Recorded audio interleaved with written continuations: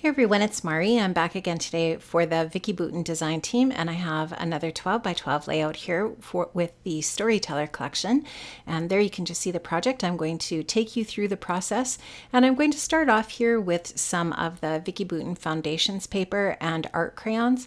I'm going to just take some of the pink and coral tones. I'm going to go ahead and add those to a little bit of packaging there to the right of my foundations paper on my desk. Just scribble that out, and I'm going to add a little bit of water to that and get that mixed up and ready to add onto my foundations paper. I have not treated my foundations paper with any gesso or anything. I wasn't planning on using too much water here with my project, so I wasn't too worried about that. I'm just going to take one of my paintbrushes here, go ahead and mix that up, and I will add a little bit more pink. You can see I'm trying to sort of match up to the tone of my little great niece's jacket there, which is just a really pretty light pink, and just going to go ahead and continue to mix that together until I'm happy with the tone. I will just take my Distress spray bottle here and add some water to the Vicki Boutin Foundations paper. I'll pick up some of that pigment with another piece of packaging, just a piece of plastic packaging here, and I'm just going to add that to my paper, just double checking to make sure the color is the way that I want it. And now I'll just continue to add that pigment across horizontally on my paper. I am going to be creating sort of like a horizontal line across my paper here, and the majority of the project is going to be sort of like in the lower 2/3 of the paper. I wanted to also add some finer detailed splatters with my paintbrush here, so started off with the larger brush, and now I'm just moving to the smaller one here to add some really nice fine small detail splatters to that pigmented area. And once I'm happy with how that looks, I will be ready to go ahead and go on to the next step here. The nice thing about these crayons is they're super easy to work with. If you've never really done much with mixed media and you've been a little bit intrigued but a little bit afraid to try it, I can tell you that the Vicki Boutin art crayons are one of the easiest tools for mixed media that you can use. They really are super easy to work with, and I do really enjoy them. They are a lot of fun. Now I have gone ahead and started the drying process there, and now I've got that all dried and I'm ready to go. I have my photo here printed at 3.5 by 3.5 inches, and I have taken an 8x6 paper pad cut apart that has 4x3 cards on it. I've cut a 4x3 card off. It's that one with the heart. I really like the colors, and I decided I wanted to use that as an embellishment beside my photo. And now I'm taking this paper is called Assemblage, and it's the paper that has this really beautiful burgundy pattern on the one side, and on the other side it has the circles with the black background. Now I took a 1¼ inch punch, and I did measure some lines out on that paper ahead of time so that I knew where to punch the paper so they'd be evenly spaced.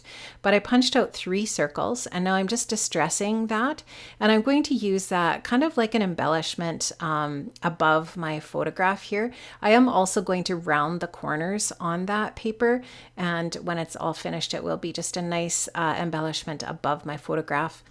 I am going to frame in my white paper with 2 patterned papers, and so I'm using the assemblage paper and the narrative paper from Storyteller. I've sized that teal narrative paper down about 1/4 inch on all sides, and now I'm going to go ahead and adhere my white foundations paper down. My white foundations paper is probably about 1/2 inch or so on each side smaller than 12 inches. So if you do the math on that, you can see that it's just nicely framed by those 2 patterned papers. Now I'm going to go ahead and use another paper strip. This is the Stardust paper, and it's the side that has the text print on it. And I've just cut a strip of that, and I'm going to use that as a horizontal line through the mixed media that I've already added. And there you can see kind of the general placement of my photo and that 4x3 card. And I'm also going to use a strip of the narrative paper. This is the side that has the large words on it underneath the Stardust paper. And the rest of my layout is just going to start to form around this base. This is sort of me just, trying to figure out the design for my project at this point, and just kind of getting my my ideas flowing and trying to figure out what I wanted to do here. Now I took a piece of craft foam from my stash. I'm going to pop my photo up using that craft foam and create a little bit of dimension. And now I'm going to start to think about committing by sticking some things down. I do end up changing my mind several times during the course of this layout and move things around quite a bit, but that's kind of just how it goes. And I don't know if you guys are like that or not, or if you just go in with a plan and you stick to it, but sometimes I have kind of a general idea of how I want the design to be. And then by the time I'm finished creating the project, it takes quite a few twists and turns. So here, like I said, I'm just adjusting things, making sure I like how they are positioned. I did trim my 3.5 square photo there with my Tim Holtz Decal Edge trimmer. So you can see that it's kind of got a little bit of a rough edge on it. I'm going to use that currently puffy phrase from the black puffy phrase sticker sheet from the Storyteller collection. I love those stickers. They're so awesome. There's so many really cool phrases that you can use for titles. I'm also going to use this chipboard strip underneath my photo. That strip says, "When a moment becomes a memory," and I just thought that was perfect for this photo. And I also really like that tone of kind of a corally pink again. Now I took the circle punches that the offcuts from that circle punch piece above the photo, and I'm using those plus a smaller pattern paper piece to embellish that little 1, 2, 3 area below the photo. And I'm also going to use 3 chipboard gold foil hearts inside the circles above the photo there. Now I wanted to also use something to create some texture on the layout without drawing too much attention away from that photo.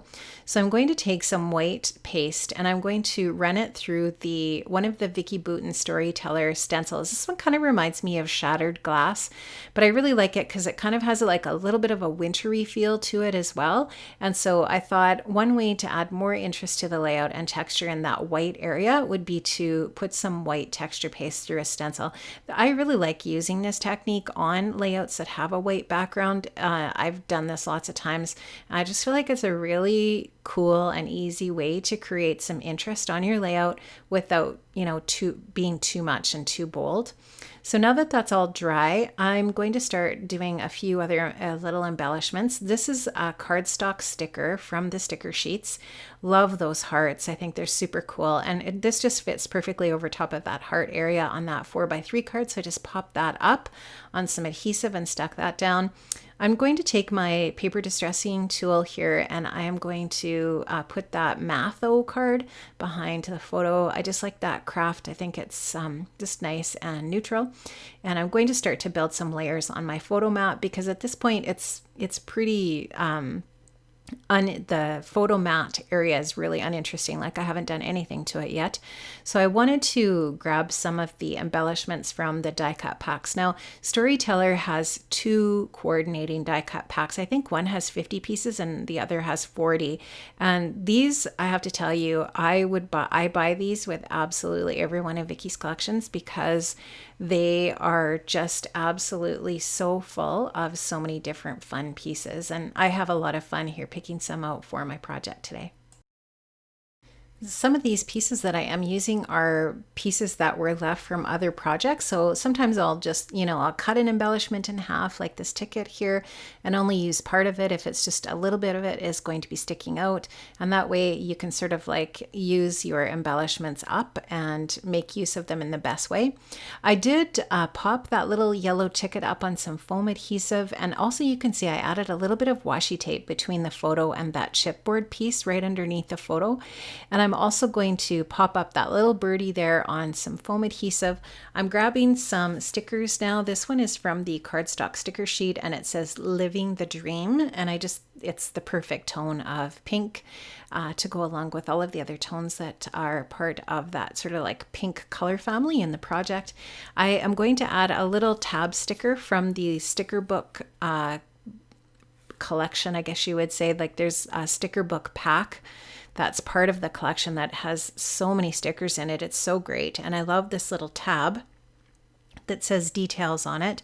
So I'm going to add that over to my layers section on the right of the photo. I'm going to add a few little pieces of foam here and there wherever I feel like I need a little bit more of a pop of the foam.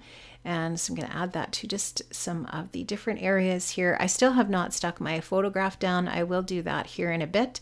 But before I do that, before I commit to that, I just wanted to make sure I had everything placed where I want it. And at this point, I think that's where we're at.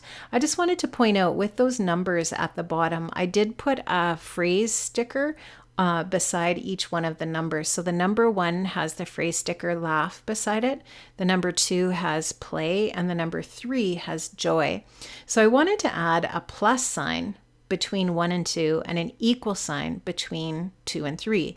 And I found a plus and equal sign stamp in my stash of stamps. This is a Heidi Swap stamp, and I'm using Vicky's gold pigment ink here to stamp these up. I'm also using my Scrapbooking Misty. This was a Christmas gift and I am so in love with this. My sister gave this to me for Christmas and I've been wanting this for a long time, but had never purchased it, and I just love it. It is so great. Look how perfectly, in the right place I can get this stamping. And this has always kind of been scary for me to stamp on a scrapbooking layout because, the great thing about a repositionable stamping tool is you don't really have to worry about messing up because it does all of the sort of like work for you to make sure things are placed properly. So I like how that turned out. Now I'm going to finish up my layout here with some gold sprinkles and splatters. If you have the gold glaze from Vicki Boutin, you can totally make gold splatters out of that by just watering it down a little bit, and you can use the exact same technique I'm using here. And that's going to be about it for this project today. So I am going to hold this up to the camera closely so you can see all of the details here, and I really like how this turns out. It's I like the white space, but the white space has some details and interest to it, which makes it really fun. And I did lift up the corners and edges of the patterned paper on the layout just to give them a little bit more of a distressed and interesting look, and I added a few little chipboard dots here and there and so on. And here you can just see the title, 1 laugh plus 2 play equals 3 joy. And I really like how this turned out. Hey everybody, thank you so much for joining me today. I really appreciate it. Happy New Year. And I will leave a link in the description box below to all of the products that I used today. Check out the Vicki Boutin Facebook group and all of the other spots where you can find Vicki Boutin.